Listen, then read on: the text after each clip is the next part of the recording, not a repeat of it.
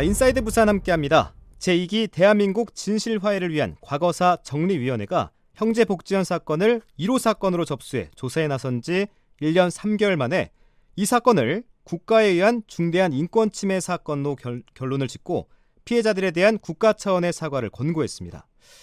피해자들의 가슴에 맺힌 응어리를 조금이나마 풀어줄 수 있지 않을까, 그리고 피해 구제와 보상의 전기가 마련되지 않을까 기대를 품어봅니다만 여전히 가야 할 길이 남아있다고 합니다. 형제복지원 사건 진상규명과 피해자 지원을 위해 함께 뛰어온 분인데요. 부산사회복지원대 김경일 사무국장 전화로 연결해서 자세한 내용 좀 짚어보죠. 위원장님 안녕하세요. 네, 안녕하세요. 네, 형제복지원 사건이 알려진 게 1987년이었습니다. 당시 정말 큰 충격이 던졌고 지금까지도 숨겨진 진실들이 계속 드러나고 있는데 부산 시민들에게는 그 충격이 더 크게 다가오거든요. 이 시설에 사상구 주례 쪽이 있잖아요. 네네, 맞습니다. 그때 당시에 1975년부터 네. 87년까지 사상구 주례동, 그때 당시는 부산시칼시 북구 주례동이었고요. 현재로서는 보훈병원 뒤편에 있는 아파트가 들어서 있는데 그 위치 즈음으로 지금 알려져 있고요. 규모로서는 최대 수용 인원이 4,000명 이상으로 기록에 의한 바는 4,000명, 5,000명까지는 채되진 않았는데 4,000명 이상이 한 번에 수용이 가능한 정도의 규모로 상당히 큰 시설이었고요. 네.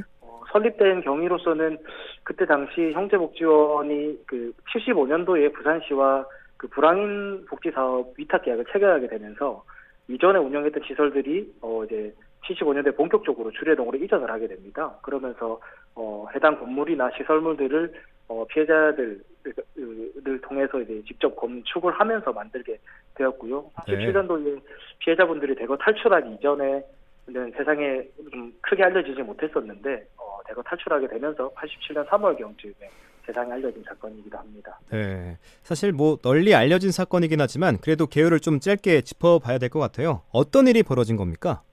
네, 정확하게는 1960년도에 시작됐던 형제육아원에서부터 출발을 했고요. 네. 그때 당시 고아, 불황인, 넉마주의 등등 현재로 치면 노숙인이라고 부를 수 있는 분들을 이제 사회에 좀 교화시키겠다라는 취지로 시작된 사업이었는데 막무가내로 시민들을 잡아가고 무고한 시민들 내지는 장애인이나 좀 정말 보호가 돌봄이 필요한 시민들을 무자비하게 잡아간 시설이었습니다.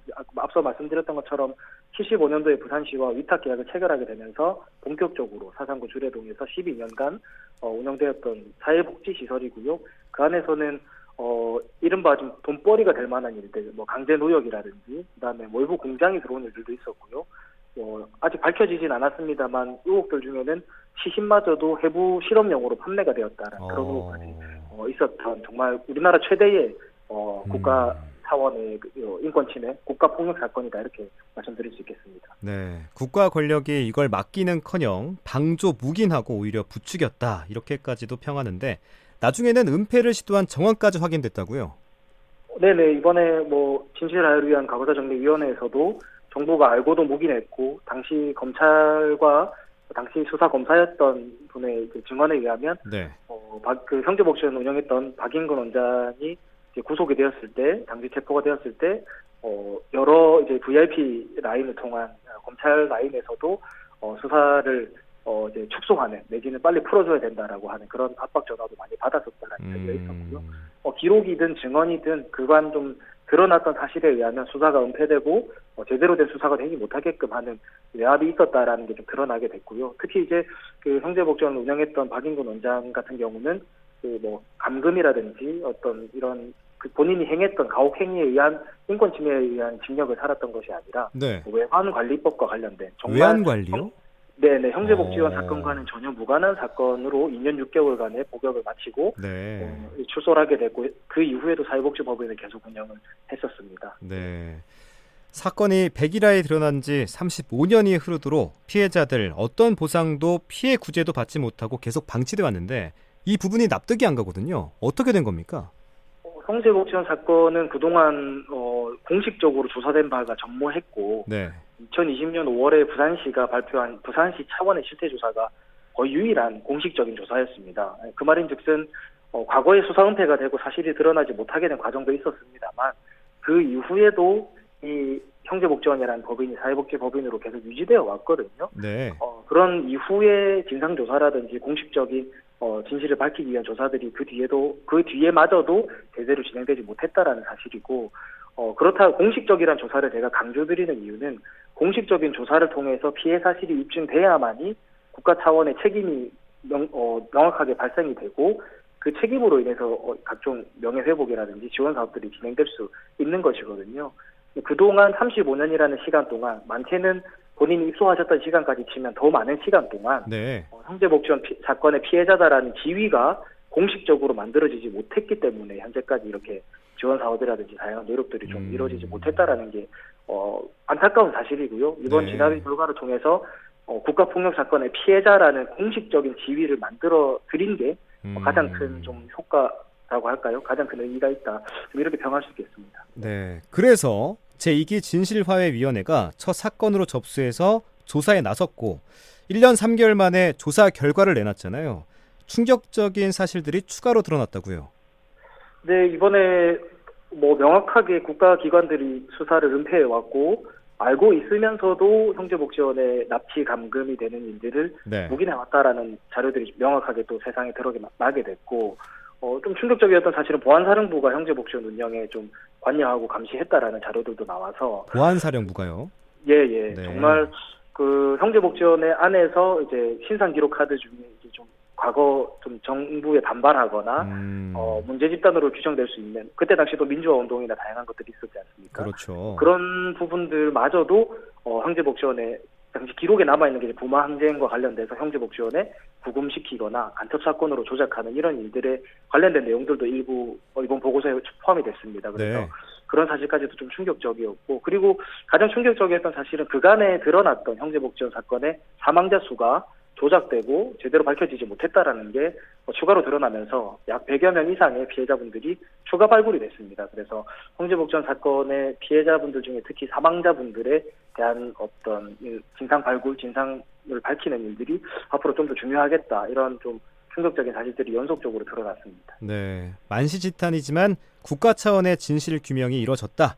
또 국가가 사과하라고 권고도 했다. 참 이런 일들이 잘 된 일이긴 한데, 하지만 여전히 갈 길이 멀다고요. 그렇죠. 사실 피해를 입혀놓고, 국가가 피해를 입혀놓고 난 다음에 이제 와서 배상해주겠다라고 하는 거는 그 자체의 모습으로도 사실 좋진 않고요.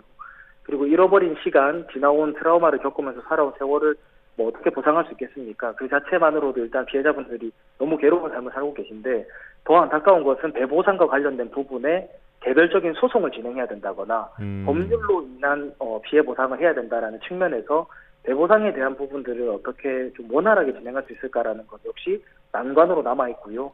아무리 배보상을 한다고 해도 끊어진 가족관계라든지 건강상의 문제라든지 신체적인 건강이나 정신 건강에 대한 부분들을 회복하는 데는 꽤나 많은 시간과 꽤나 많은 지원과 자원이 들어가야 되는데, 현재 정부나 특히 이제 부산시 같은 경우는 그런 계획을 수립하고 있지 못하고 있습니다. 그래서 네. 지난 시간에 대한 배보상과 현재 삶에 대한 지원들이 좀 더 면밀하게 계획이 세워져야만이 피해자분들의 삶을 조금이라도 낫게 해드릴 수 있는데, 현재 정부나 부산시가 그 사과만큼의 디테일한 책임 있는 모습들을 좀 준비하지 못하고 있는 것이 좀 가장 안타까운 사실이다, 이렇게 말씀드려야 될 것 같습니다. 네. 아직 남아있는 과제들, 이제부터 필요한 조치와 노력 끝으로 함께 짚어보죠. 아무래도 형제복지원 피해자분들이 살아있는 증인으로서 건강하게 남은 삶을 사실 수 있게 해드리는 게 가장 중요한 일이라고 생각합니다. 그래서 이분들의 명예회복을 위한 국가 차원의 충분한 사과와 배상, 그리고 지역사회와 이웃들이, 형제복지원 피해자들이 정신병원이라든지 지역사회 외곽에서 맴돌지 않고 정말 우리 사회 공동체로서 함께 살아갈 수 있게끔 같이 지원하고 품을 수 있는 노력들이 앞으로 좀 이어졌으면 좋겠습니다.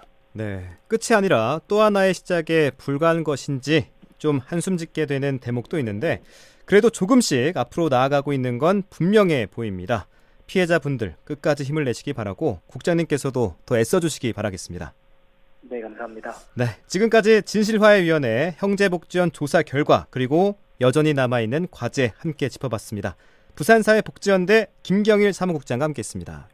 국장님, 오늘 말씀 고맙습니다. 네, 감사합니다.